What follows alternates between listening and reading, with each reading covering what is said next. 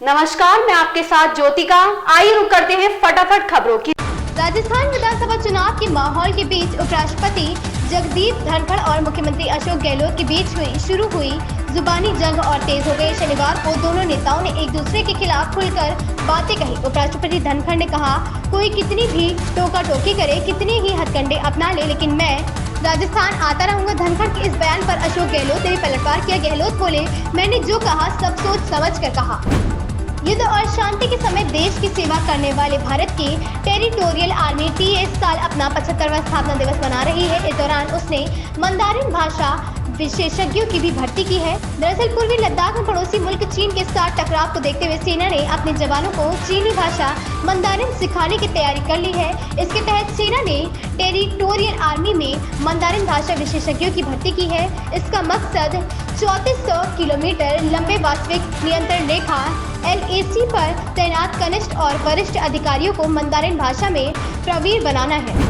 Punjab industry की चर्चित singer jasmine सैंडलर्स आज किसी पहचान की मोहताज नहीं है। अपनी शानदार परफॉर्मेंस में हर किसी का दिल जीत लेने वाली जैस्मीन आज सिर्फ पंजाब ही नहीं बल्कि विदेश में भी स्टेज शो करती है। हाल ही में जैस्मीन सैंडलर्स को लेकर बड़ी खबर आ गई है। दरअसल सिंगर को कथित तौर पर गैंगस्टर लॉरेंस बिश्नोई से जुड़े लोगों से जान से मारने की धमकी मिली। मीडिया रिपोर्ट्स के मुताबिक इसके पीछे लॉरेंस बिश्नोई की गैंग का हाथ है। कहा जा रहा है कि जैस्मीन को लॉरेंस बिश्नोई के नाम से धमकी भरे कॉल्स किए गए हैं।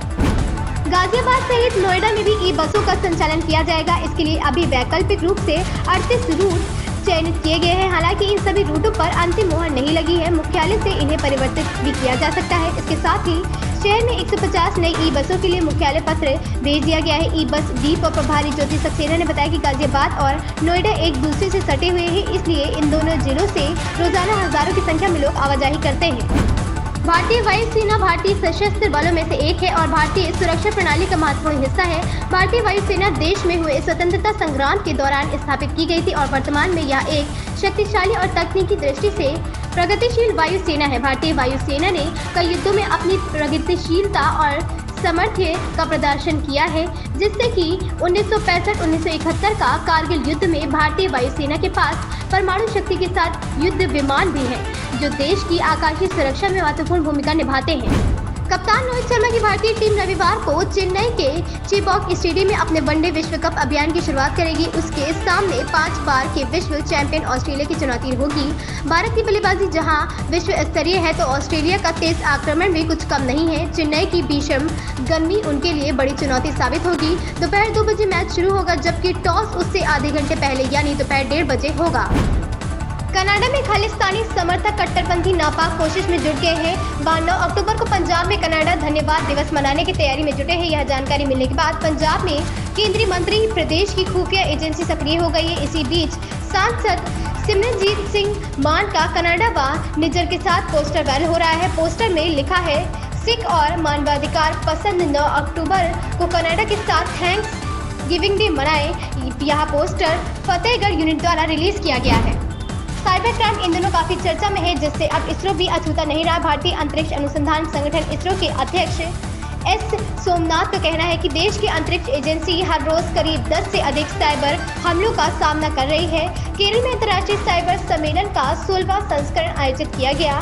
कोच्चि में आयोजित कार्यक्रम के समापन सत्र में सोमनाथ ने कहा कि रॉकेट तकनीक में साइबर हमलों की संभावना बहुत अधिक है। साइबर आरोपी अत्याधुनिक सॉफ्टवेयर और चिप का उपयोग करते हैं। श्री राम जन्मभूमि तीर्थ क्षेत्र ट्रस्ट की बैठक में कई अहम बिंदुओं पर निर्णय हुआ। इसी क्रम में तय हुआ कि विजयदशमी के बाद रामलला की प्राण प्रतिष्ठा से पहले अक्षत पूजन का अनुष्ठान होगा। पूजन के बाद यह अक्षत देश के 5 लाख गाँव में घर घर भेजा जाएगा। साथ ही मंदिर के उद्घाटन के बाद रामलला के दर्शनार्थियों को प्राण प्रतिष्ठा रामलला का विग्रह प्रसाद स्वरूप भेंट किया जाएगा। लोकसभा चुनाव में भाजपा के पार्षद शहरी इलाकों में पार्टी प्रत्याशियों को चुनाव जिताने की कमान संभालेंगे। पार्टी ने पार्षदों को केंद्र व प्रदेश सरकार की योजनाओं का लाभ अधिक से अधिक लोगों को पहुंचाने के साथ ही शहरी विकास में अग्रणी भूमिका निभाने की जिम्मेदारी सौंपी है। लखनऊ, अयोध्या और गोरखपुर नगर निगम के भाजपा पार्षदों का प्रशिक्षण शिविर शनिवार से राजधानी लखनऊ में शुरू हुआ। इन खबरों में बस इतना ही। बने रहिए हमारे साथ।